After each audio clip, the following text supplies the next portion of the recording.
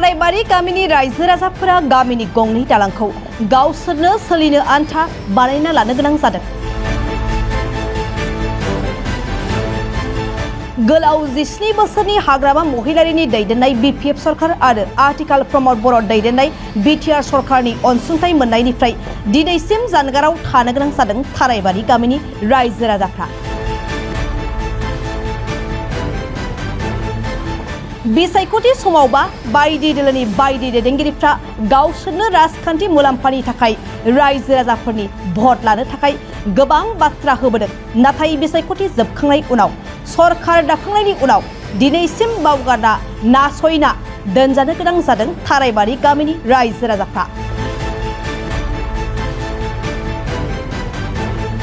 क'क्राझार जिल्ला 11 नं बावखुंग्रि बिटिसि बियाबनि सिङाव थानाय हरिनागुरि बिसिडिसिनि बेन्दोङाव थानाय थारायबारि गामिनि रायजो राजाफ्रा सरकारनि जेबो मदद मोनाखैब्लाबो सोलिनो थाखाय औवानि बैसां होना गंनै दालांखौ बानायना लानो गोनां जादों।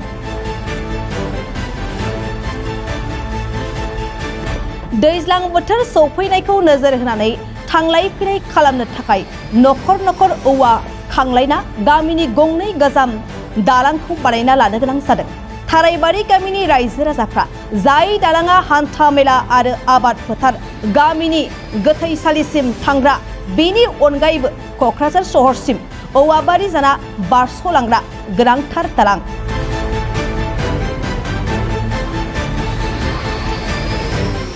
गोलाव सम दालां बायख्रब बायलानि थाखाय भुगिनांना दं थारायबारि गामिनि रायजो राजाफ्रा। बुंनो थाङोब्ला लोमजानायखौ लायनो थाखायबो एम्बुलेन्स हाबनो जेबो खाबु गैया। जाहोनाव गोब्राब जेंनाजों मोगा मोगि जानांदों रायजो राजाफ्रा।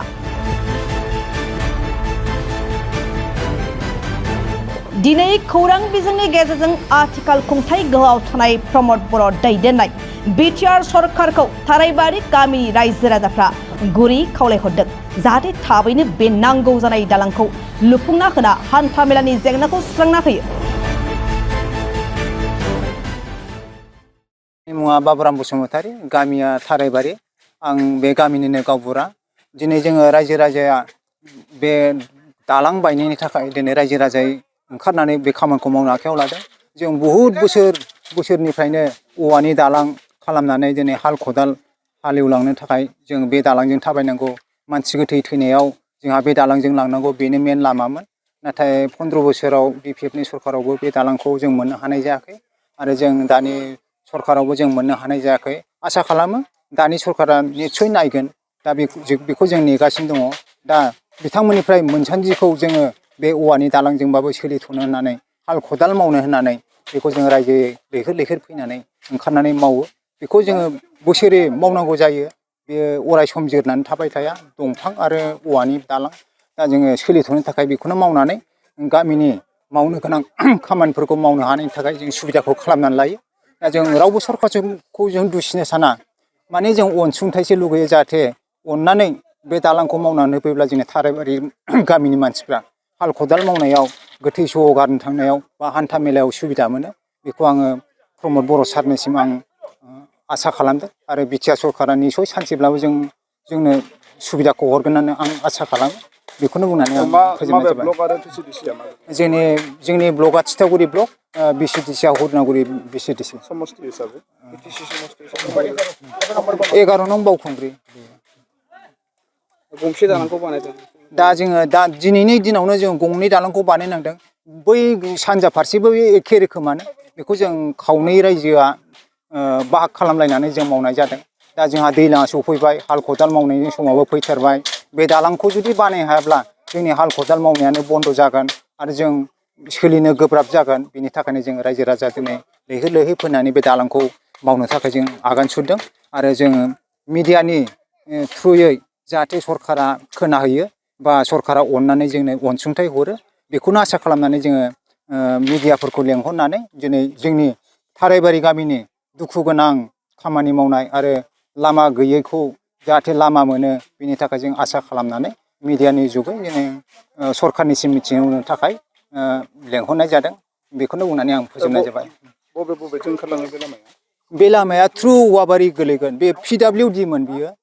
PWD बाबो जोङो बहुद बोसोरनिफ्रायनो अन्थाइ थाइसेबो जों होनो मोनासै सेन्ट्रेलबो मोनाखै दालांखौबो जों बिदोंमोन मोनाखै नाथाय जों दुसिनो साना बेबा सरखारब्लाबो जों लुगैनायाव होनो हायाबो जानो हागौ माबा मोनसे थानो हागौ उनावब्लाबो जों मोनगोन होननानै आं आसा खालामदों। बे गामिनिनो आवगायनि बारग' गावबुरामोन आं एक्स आर्मि आंनि नामा सुभाष चन्द्र ब्रह्म दा दुखु नांथावआ बेनो जाहैबाय जोङो बे लामाया औवाबारिनिफ्राय ओरै फैनानै बै दामोदरसिम लामायाव थाङोमोन बे दा मेन पिडब्लिउ लामामोन दा बे बिपिएफ सरकारा 15 बोसोर खामानि मावनायनि उनाव बै दावरायघाटजों बेखौ लामाखौ लायनानै हौरै सेन्टाराव लांबाय दा बे ससे लामाया खमसे खम बे 1 किल'मिटारसो जागोन अनुमान बे लामाया जोंहा दा खुनु गैया दालांनि प्रब्लेम दङ थांलाय फैलाय हान्था मेला बेजोंनो बयबो थाङोमोन जोंहा सर्टकाट जायोमोन बै औवाबारियाव ओंखारहैयो बे लामाया बिनिफ्राय बेसिम जोंहा जुदि जायोमोनब्ला बेजोंनो सर्टकाटमोन मोजांमोन दा जों सराइघाटजों गिदिंनांगौ उसुबिदा हाल मावनाय खेदाल मावनाय दहाय जोंनि गावबुरा होनखाबाय जखन जोङो सरकारखौ जेबो दुसिनो थाङा खिन्थु सरकारा एसे नायनांगौमोन जे जों जे बोसोरे बोसोरे जे बेहाय 15 बोसोर साख्रि मावबाय बिसोरो बिपिएफ सरकारा खुनु जोंनि फारसे जों फैसा लुगैयाखै जोंनि बे खामानि दालाङाल' बानायनानै होथों आरो दा गोदान सरकार दङ इउपिएफ सरकार बिथांमोनाबो दिनै बेफोरखौ खेल खालामाखिसै थाखा दंना गैया आं बेखौ बुंदों आंबो आसा खालामो जाहाथे दा बिपिएफ सरकारा आरो दा बिजेपि सरकार जाहैबाय जोंनि चिफ मिनिस्टार हिमन्त बिश्व शर्मा सारा जाहाथे अननानै बे खामानिखौ मावना होयो इउपिपिजों लोगो लानानै आं बेखौनो खावलायो बे मोनसे दालां आरो बै मोनसे दालां आरो बेजों लोगोसे दालां मोनसे जाबावो बै स्कुलफोर गथ'फोर दं बैबो दालां मोनसे गाज्रि बे मोननै खामानिया मोनथामसो खामानिया जाहैबाय जों जोबोद गोजोननाय मोनगौ। रावबो दैदेनगिरिफ्रा नायफैयाखै नामा? दैदेनगिरि नायफैयो खोथा होयो खिन्थु जेला इलेक्सन जोबखांबाय खामानि गैया इलेक्सन जोबखांबाथाय खामानि गैया मावगोन होनोसै दा जोंबो बेखौ बुंजांसै बे बावना थायो नामाथाय आं बेखौ बुंनो थाङा खिन्थु जोंबो उसुबिदा माने उसुबिदा जोंहा बहुत जानानै दं दुखु मोनब्लाबो उफायथ' गैला जों सरकारनि उपराव बेरादाय खालामथ' हाया दा जोंना बेनो खावलायनाया जाहाथे जोंनि थाराइबारि गामिनि रायजो राजाफ्रा या गुबुन बे हरिनागरनि मानसिफ्राबो जाहाथे बे खामानियाव थांलाय फैलाय उसुबिदा जाया जाहाथे सरकारा इउपिपिएल सरकार दा बर्थमान दं आरो बिजेपि सरकार जोंनि चिफ मिनिस्टार हिमन्त बिश्व शर्मा सारा जुदि बेखौ अननानै बे दालांफोरखौ जे मावनो होयोबा बहुत गोजोननाय मोनगौ।